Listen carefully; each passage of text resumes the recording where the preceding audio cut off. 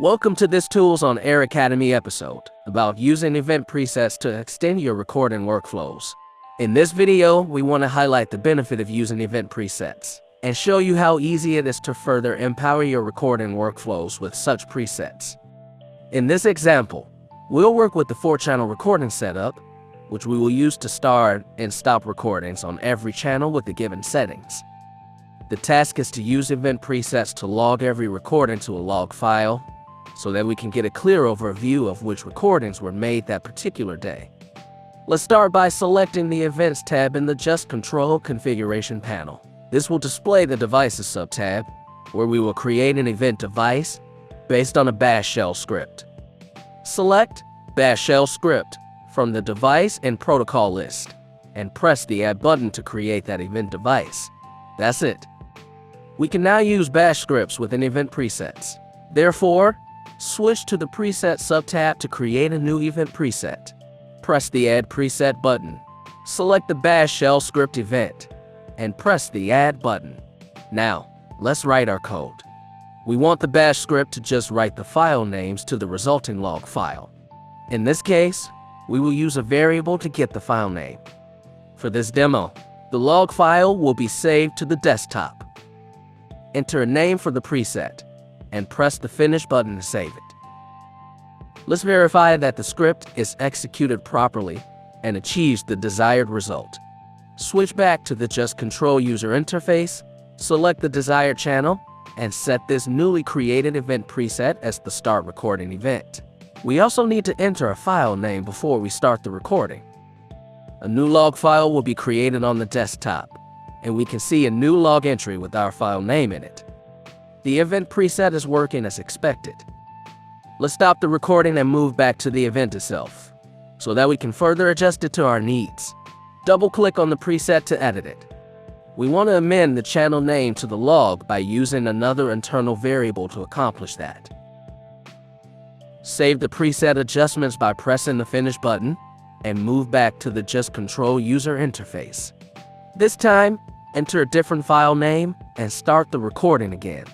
When looking at the log file, you'll see the changes of the Bash script which we edited in the previous step. Next, let's add another log entry to the log file to reflect a recording stop action. To do so, we need to go back to the event preset settings and create a new preset with the Bash script again. The script should trigger a log entry when a recording ends, the related file name as well as the duration of that recording. This can be achieved by using internal variables again. Once done, set an event preset name and save the preset. Additionally, we want to use an Apple script-based event device to use the native macOS notification system in order to notify the user that a recording for a specific channel has started. The major benefit of events is that multiple actions can be combined into one single event preset. Let's explore this automation benefit more closely. Switch back to the Devices subtab and add an Apple event script device. Then go back to the Presets tab and open the first preset again. Choose the Apple event script from the events list and press the Add button. You will see that a second event was added to our sample preset. This is where we will add our Apple script code. As mentioned before, the task is to display a macOS notification once a recording gets started. This can be achieved by using the following code. To double-check the correct execution, we can use the test button to see if our script is working as expected.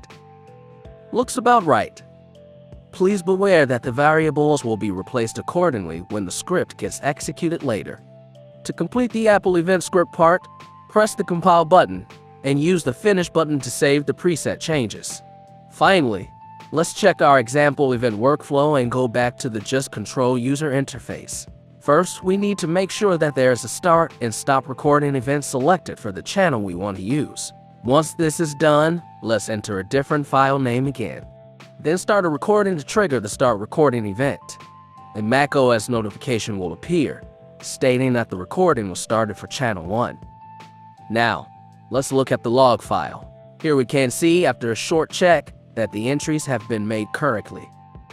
Lastly, let's stop the recording to check the correct execution of the Stop Recording event and that the entries in the log file have been made correctly as well. We hope that this episode has given you a good overview of the versatility and benefits of our ingest solutions, and we invite you to share possible new event workflow ideas with us. Stay tuned for more ToolsOnAir Academy video episodes to follow. For more information about our solutions, please visit our website or contact us by email.